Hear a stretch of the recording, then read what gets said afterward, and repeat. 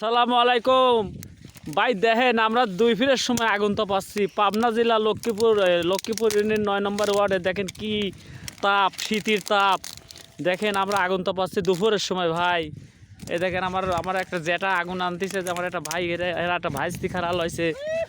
আরে আগুনের মজা আল্লাহ।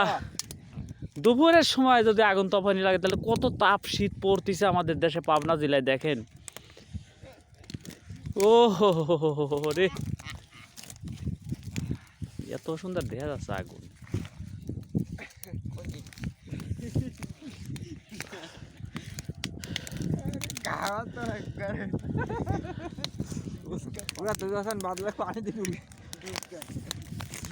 ওং শান্তি, ওং শান্তি, ওং শান্তি।